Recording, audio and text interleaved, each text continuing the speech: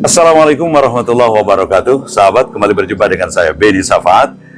Seperti biasa, saya ingin menghadirkan atau berbagi cerita kepada Anda semuanya. Dan sesuai dengan suasana sekarang tahun-tahun politik, tentu saja tidak akan lepas dari obrolan tentang politik. Nah, berhubungan dengan itu, saya sudah kedatangan tamu yang luar biasa menurut saya dan tidak kalah dengan tamu-tamu sebelumnya, keluar biasaannya. Beliau adalah Abah Iwan Hermawan. Assalamualaikum, Abah. Waalaikumsalam warahmatullahi wabarakatuh. Sampurasun, Rampes.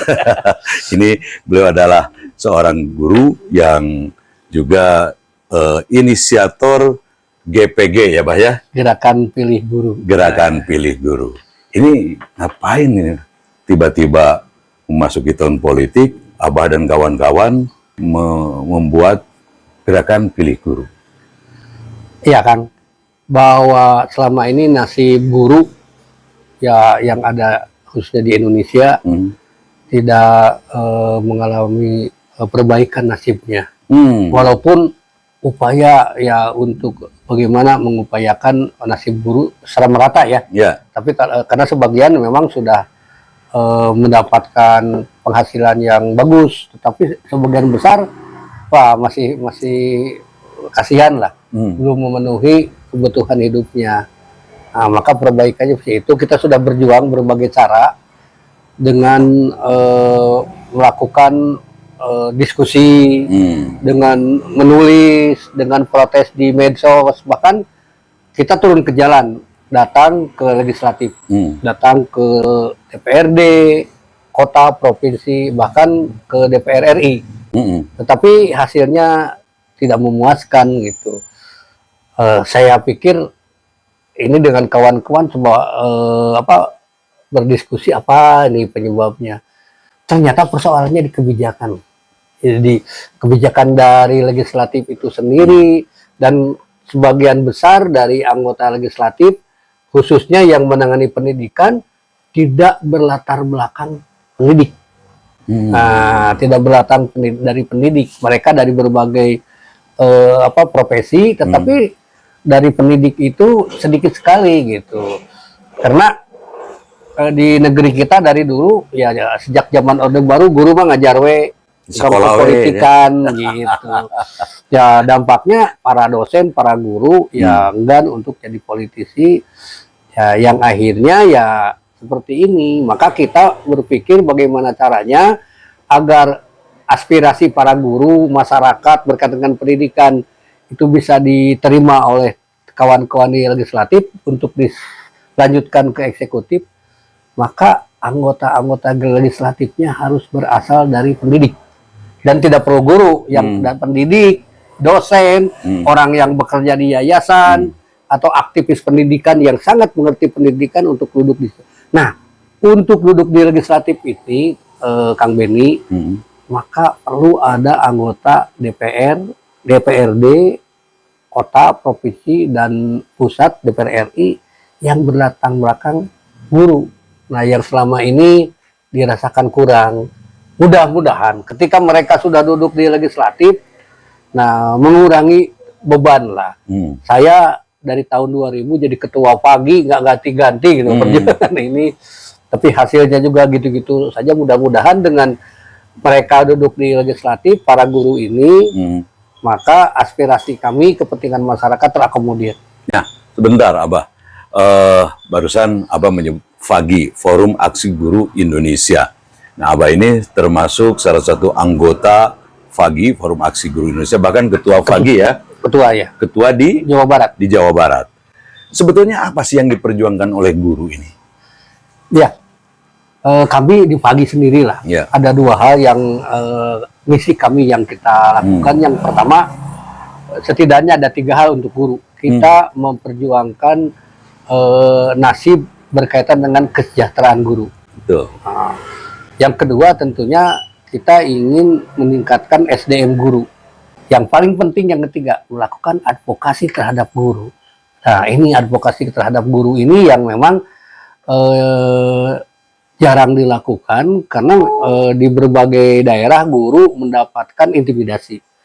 kekerasan, bahkan ada yang disebut dengan pelanggaran hak guru untuk diberhentikan tanpa alasan. Nah, karena senang dan tidak senang terhadap guru.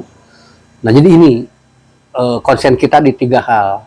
Saya ulangi lagi, meningkatkan SDM-nya, meningkatkan kesejahteraannya, dan juga untuk melindungi, mengadvokasi. Nah, ketiga hal ini jika berhasil, maka akan berpengaruh kepada pendidikan secara umum. Kalau guru sudah sejahtera, ngajarnya bagus, maka hasil pendidikan akan bagus. Kalau guru diadvokasi, gurunya para linter, maka kualitas pendidikan jadi bagus. Sehingga kami tidak egois, hanya untuk kepentingan kami, para guru, juga kepada masyarakat. Ya, misalkan beginilah, kita mendesak pemerintah untuk segera memberikan bantuan sebesar-besarnya kepada sekolah-sekolah, baik pemerintah pusat maupun daerah. Sebetulnya bukan bantuan, Kang, tapi biaya. Bos itu harusnya biaya operasional sekolah, karena kewajiban pendidikan itu kewajiban adalah pada pemerintah. Itu kita tanggung jawab sebagai masyarakat. Amanat undang-undang juga begitu. Kan? Nah, masyarakat pemerintah jadi bantuan berarti kembali kewajiban dari masyarakat. Betul. Nah, itu BOPD di daerah. Kita tekankan agar ada dan berhasil pemerintah Provinsi Jawa Barat bisa mengeluarkan BOPD, biaya operasional pendidikan daerah, sekitar 145.000 sampai 160 per siswa per bulan. Nah, sebentar, Pak. Saya kan orang luar, bukan guru nih ya. Tapi banyak saudara-saudara saya yang juga guru, bahkan adik ipar juga guru dan juga memiliki yayasan pendidikan di Cianjur lah saya sebut ya. Nah, sering mengeluh keterlambatan bantuan operasional sekolah itu ya, BOS itu. Nah, menurut Abah, ini betul nggak sering terlambat ke sekolah-sekolah atau jangan-jangan hanya di Cianjur saja, di Cianjur Selatan, karena adik saya kebetulan di Cianjur Selatan. Apakah secara keseluruhan sering terlambat ini BOS nih? BOS, ya, BOS ini adalah bantuan pemerintah yang dicairkan sesuai dengan regulasi atau aturan sistem anggaran pemerintah. Jadi tidak tiap bulan cair, tetapi sesuai aturannya sekarang yang terbaru awalnya 3 bulan sekali, selanjutnya 4 bulan. Nah, informasi sekarang katanya baru 6 bulan sekali, gitu. Nah, ketika perjalanan 6 bulan, sekolah kan udah berjalan, gitu. Nah, ini kan dari mana uangnya, gitu. Itu yang disebut. Jadi si guru honorer itu yang bersumber dari BOS nggak bisa dibayar tiap bulan, karena pencairan BOS itu ada waktunya, gitu. Dulu 3 bulan sekali, 4 bulan sekali, bahkan sekarang 6 bulan sekali. Betul. Nah, ini kan berkala 3 bulan, 4 bulan, 6 bulan. Waktu pernah sebulan sekali kan dulu? Oh, saya kurang tahu lah. Yang pasti pencairan anggaran pemerintah dari APBN maupun APBD itu dimulai dari bulan Maret. Ya, bulan Maret. Nah, April baru gitu ya. Nah, jadi tidak jadi Januari langsung, itu jarang terjadi. Cukup nggak itu bantuan dari pemerintah melalui BOS ini untuk sekolah? Nah, jadi begini. Bantuan operasional itu untuk membiayai kegiatan operasional. Nah, operasional itu ada 2, Kang. Ada operasional personal, ada operasional non-personal. Operasional itu yang berkaitan dengan tenaga kependidikan, yang bukan ASN atau PNS. Yang non-operasionalnya untuk kepentingan yang sifatnya kepentingan rutin, bayar listrik, bayar ledeng, bayar internet, terus yang rutin-rutin termasuk perawatan. Nah, itu. Nah, awalnya tidak boleh digunakan untuk personal. Bayar honor guru misalnya ya. Kenapa? Karena untuk biaya personal selain guru bersumber dari masyarakat. Ada SPP gitu. Ada DSP. ketika kebijakan pemerintah itu dihilangkan dengan sekolah bebas pungutan atau sekolah gratis, maka tidak ada lagi dana masyarakat, maka untuk biaya operasional personalia diambil dari bos. Otomatis untuk biaya operasi non personalnya berkurang. Itulah yang menyebabkan menjadinya kurang bos yang dulu dicarakan cukup karena terambil oleh biaya honor. Nah, yang perlu diketahui oleh Kang Beni bahwa guru PNS yang diangkat secara ramai-ramai lah, secara massal di zaman Orde Baru, itu kan hebatnya Soeharto, favoritnya Kang Beni dulu. Ya, kenapa favorit? Karena waktu itu saya masih bujangan. Dan istrinya masih muda. Belum beristri malah. Nah, itu ada guru keres program, ada guru impres, ada guru diploma, diangkat serentak. Itu hebatnya Soeharto. Pengganti Soeharto kesininya nggak pernah ada pengangkatan guru seperti itu. Maka lambat laun dan pada tahun 2024 habis semua. 2004 tuh habis semua. Artinya mereka pensiun. Sementara pemerintah melakukan moratorium untuk pengangkatan guru PNS sudah 20 tahun lebih, 22 tahun. Sejak zaman SBY sampai sekarang masih moratorium, artinya tidak ada lagi. Ya, digantilah dengan sistem baru namanya guru P3K. Jadi guru yang sesuai dengan perjanjian kerja.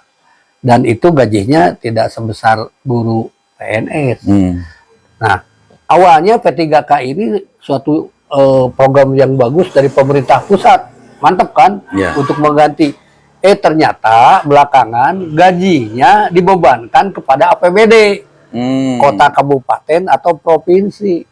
Nah, pemerintah kota kabupaten itu berpikir lagi nih, kalau semuanya atau dengan anggaran yang besar untuk guru, maka untuk biaya pembangunan daerah tidak ada. Oleh karena itu dibatasi jumlah P3K-nya. Nah, dampaknya di tiap sekolah banyak guru honorer, dan itulah yang jadi beban bos sekarang. Nah, jadi habislah. Apalagi nih, saya mengkritik pemerintah Kota Bandung lah. Mumpung sekarang ada PJ ya, Pak PJ Wali Kota. Kota Bandung itu kota yang diangkat hebat, kota pendidikan. Ironis, pemerintah Kota Bandung belum memberikan BOSDA, bos daerah atau BOPD yang bersumber dari APBD Kota Bandung. Sehingga SD dan SMP yang ada di Kota Bandung hanya mengandalkan bos dari pusat. Itu pun sebagian besar dipotong untuk honor guru. Sementara dalam regulasi boleh, silahkan ada sumbangan dari masyarakat. Tetapi karena dalam pemikiran masyarakat sekolah gratis, rek beunghar, rek sedang, rek miskin, sarua we teu mayar. Nah, karena yang kedua, ketika ada inisiatif kepala sekolah harus berhadapan dengan APH, harus berhadapan dengan LSM pendidikan yang tanda kutip lah, karena saya juga LSM pendidikan. Nah, akibat dari itulah yang menyebabkan akhirnya biaya pendidikan bos itu dirasakan kurang. Nah, oleh karena itu, kalau saya lah, pemerintah itu jangan artinya pencitraan lah dilakukan oleh kepala daerah, sekolah gratis, tapi kenyataannya yang diberikan pemerintah kepada sekolah jumlahnya tidak mencukupi terhadap kebutuhan operasional sekolah, apalagi untuk biaya investasi sama sekali tidak ada. Jadi kalau operasi tidak cukup, kalau investasi tidak ada. Jadi hentikan, saya kira, dan beri kesempatan masyarakat, jangan ditakut-takuti. Orang masyarakat itu mau beribadah, ingin memberikan bantuan kepada sekolah, malah ditakut-takuti. Beri kesempatan agar pendidikan itu maju, ada partisipasi dari masyarakat yang mampu untuk memberikan sumbangan ke sekolah, tetapi untuk investasi. Nya meureunnan lamun orang mampu mah WC-na bagus. Datang ke sekolah butut. Lantas jangan mengeluh, bantulah bagaimana orang-orang yang berada yang mampu di sekolah itu orang tuanya membangunkan WC yang bagus. Jadi itu boleh kan? Regulasinya boleh, aturannya. Ya. Jadi sebetulnya untuk SMA dan SMK itu boleh ngambil sekolah meminta pungutan untuk biaya pendidikan. Kalau memang masih ada uang, maka dia nyumbang. Itu. Tetapi untuk Jawa Barat, karena biaya operasional itu sudah diganti dengan BOS dan BOPD, maka tidak boleh lagi ada SPP. Nah, tetapi pertanyaan saya, kalau biaya investasi yang biasanya DSP, jadi ikut-ikutan dihentikan, dari masyarakat tidak boleh, dari pemerintah tidak ada. Akhirnya lambat laun sekolah-sekolah itu kan tidak punya biaya untuk membangun, membeli peralatan, karena adapun bantuan dari pemerintah itu tidak merata gitu. Jadi kudu kieu jiga natenya ieu suudon nek Kang Beninya kudu jiga mawa buah teh ragrag hayang ragrag diajul. Maka gantar pangajulna kudu panjang, lamun gampang ragrag. Dah handap mah moal nepi-nepi, maka panjang-panjang gantar agar bantuan itu jatuh gitu. Nah, bentuk gantarnya ya gantar hejo, gantar merah. Nah, itu kebanyakan gantar merah gitu. Yang penting gantarnya kalau yang disebut dengan penyuapan itu gantar itu. Oh, gantar. Gantar itu adalah bagian dari penyuapan. Ya. Maka saya katakan ada penyuapan internal, ada penyuapan eksternal. Internal itu penyuapan orang tua kepada kepala sekolah agar diterima PPDB walaupun tidak sesuai dengan kriteria. Tetapi ada gantar yang dilakukan untuk eksternal itu ngajul-ngajul proyek. Nah, oke, saya tinggalkan dulu itu. Ada yang ironis sekali, Bah. Ada seorang guru bertahun-tahun honorer. Gajinya begitu saya tanya, berapa per bulan? 250, 150 ribu gitu. Itu sekarang masih ada, Bah, di daerah. Mungkin di kota Bandung nggak ada, mungkin. Nggak, bahkan saya potong sedikit. Itu lumayan. Masih ada guru statusnya lillahi ta'ala. Nol sekali. No.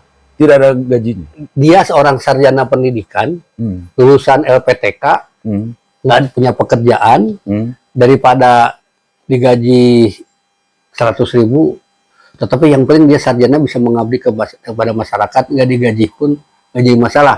Yang penting Bapak statusnya apa? Guru, walaupun tidak digaji. Dan itu bertahun-tahun, Mbak. Nah, itu iya. Nah, ironinya lagi, ketika ini sudah bertahun-tahun menjadi seorang honorer, misalnya di satu sekolah, tiba-tiba ada penerimaan guru baru atau pegawai negeri baru, yang honorer inilah tidak diangkat dulu jadi guru, malah nerima yang baru melamar. Ini bagaimana, Pak? Ya, jadi status guru itu, yang pertama ada guru PNS. Guru PNS lah, yang sedikit lagi akan habis. Nah, yang kedua, ada guru dengan perjanjian kerja yang disebut dengan P3K. Yang ketiga ada guru yayasan. Guru yang digaji oleh guru tetap yayasan GT. Guru tetap pemerintah, PNS dengan P3K, ada guru tetap yayasan. Nah, ini ada GTT, guru tidak tetap. Nah, GTT ini yang nasibnya jika dia tuh sekolah itu tiba-tiba datang saudara atau keponakan yayasan akan mengajar di sekolah itu, karena sudah baru lulus di perguruan tinggi, maka dia harus menggeser GTT, guru tidak tetap, karena dia mengajar tidak dengan perjanjian kerja. Nah, itu padahal dalam regulasinya jelas bahwa guru itu bekerja dengan perjanjian kerja gitu. Itu jadi guru-guru GTT ini yang dimaksud Kang Beni, yang nasibnya ya kapan saja bisa diberhentikan, ya, walaupun keluar ada Permendikbud tentang perlindungan guru. Salah satu diantaranya yaitu melindungi guru jika diberhentikan dengan tiba-tiba tanpa ada alasan, karena itu misalkan datangnya yayasan atau karena di negeri datangnya P3K mau tidak mau. Kalau P3K digaji oleh pemerintah, kalau honorer dibebankan kepada bos. Ya dimohon untuk GTT itu untuk berhenti akhirnya. Kita berjuang bagaimana melindungi mereka, khususnya guru-guru GTT ini untuk dilindungi segera dibantu oleh pemerintah. Setidaknya ada beberapa perjuangan pagi untuk mereka. Ya. Satu, angkat jadi PNS kalau ada seleksi PNS. Kalau tidak, mereka jadikan guru yang bersertifikasi. Walaupun guru bukan non PNS tapi bisa bersertifikasi. Tetapi syaratnya harus jadi guru tetap yayasan. Nah, setelah itu kalau memang tidak bisa sertifikasi, maka gajilah mereka sesuai dengan UMK, UMP. Itu perjuangannya. Jadi 3 hal itu yang kami perjuangkan, sehingga guru-guru yang statusnya tidak jelas GTT ini segera untuk diberikan insentif dari pemerintah.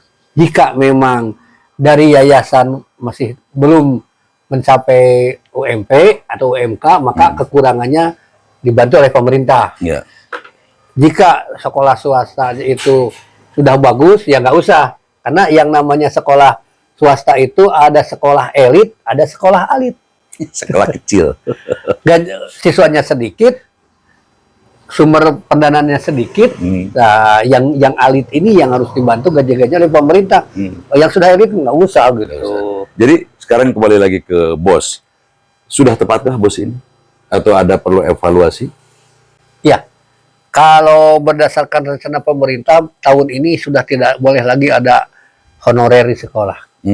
Harus GTT, artinya guru statusnya tetap. Jika sekolah itu sudah dia terpenuhi gurunya, ini yang punya sekolah negeri ya, negeri sudah terpenuhi gurunya, selanjutnya juga semua guru statusnya udah PNS atau P3K, maka tidak ada kewajiban lagi untuk membayar honor guru yang bersumber dari BOS. Maka BOS itu cukup, gitu. Karena BOS, tetapi tentunya BOS ini kan dari Sabang sampai Maroke, gitu. Baik di kota maupun di kampung, besarannya sama, tidak dibedakan. Nah, harusnya ada perbedaan gitu sesuai dengan kalau saya begini, bahwa yang namanya BOS itu untuk sekolah standar. Kalau sekolah itu ingin lebih bagus, alternatifnya dibantu oleh pemerintah, tetapi akan menimbulkan kecemburuan. Oke, pemerintah mau lakukan sama, tetapi kontribusi masyarakat yang harus digerakkan, sehingga kontribusi masyarakat ya. Karena begini, sekolah di Kota Bandung kan ekstrakurikulernya ada cheerleader, memerlukan biaya, ada drum band. Mana cukup untuk pelatih drum band dan cheerleader, atau untuk ingin jadi bola basket juara nasional, pelatihnya dibayar dari BOS, nggak cukup. Maka partisipasi masyarakat yang untuk menutupi itu. Nah, tetapi BOS itu betul-betul untuk biaya operasional non personal. Janganlah diambil untuk tambahan honor kepala sekolah, wakasek, apalagi itu. Ya, itu tentang BOS, sahabat, tentang biaya operasional sekolah. Saya ingin menyebutnya sama biaya, bukan bantuan. Kalau bantuan itu ininya sudah mandiri dulu lah, atau setengah mandiri gitu. Yang dijungkak-ngkakan hanya dibantu begitu saja, gitu ya. Harusnya lebih total lagi pemerintah. Itu tambah lagi, Kang. Kadang-kadang BOS itu suka dipelesetkan. Jadi kalau ada pengawas datang, mau melakukan fungsi pengawasannya, gitu. Ada pejabat datang memantau ke daerah, gitu. Kepala sekolah itu sibuk dengan BOS. Bahanan, ongkosan, suguhan. Ya, itu dia. Ambilnya dari BOS juga. Akhirnya untuk yang seharusnya kacontang lah. Nah, ini Pak, tinggal kalau misalnya pemerintah mau meningkatkan atau menambah BOS itu ke sekolah-sekolah, tinggal nanti pengawasan, jangan sampai ada penyalahgunaan dari BOS itu mungkin ya Pak ya. Betul. Ya. Baik, di bagian pertama ini kita berbicara tentang bos yang sekarang ini di sisi lain sangat dibutuhkan oleh sekolah-sekolah terutama di daerah ini ya, yang sangat menunggu karena kalau dari partisipasi masyarakat juga sangat lemah, Mbak. Sangat kurang, sangat minim sekali. Maka bos ini satu-satunya yang sangat diharapkan kedatangannya tidak terlambat dan kalau bisa ditambah di tahun mendatang. Mudah-mudahan nanti di 2024 dengan pemerintahan yang baru ada regulasi yang juga bisa memberikan kabar baik untuk dunia sekolah di Indonesia. Baik, nanti di part 2 jangan lupa ikuti terus bincang-bincang saya dengan Abah Iwan Hermawan, Ketua FAGI Jawa Barat dan juga sebagai inisiator gerakan Pilih Guru. Nah, nanti akan beralih obrolan di part kedua atau di bagian kedua tentang mengapa kita harus memilih guru. Jangan lupa like, comment, share, dan subscribe. Wassalamualaikum warahmatullahi wabarakatuh.